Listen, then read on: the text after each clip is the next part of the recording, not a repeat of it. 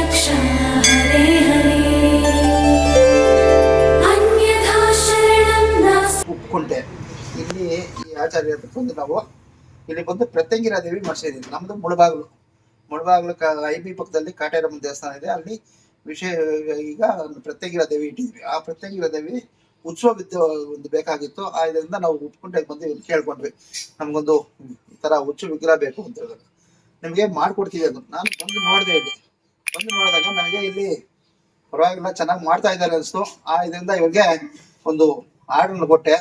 ನಾನು ಹೇಳಿದಕ್ಕಿಂತ ಚೆನ್ನಾಗಿ ಮಾಡ್ಕೊಟ್ಟಿದ್ದಾರೆ ಇಲ್ಲಿ.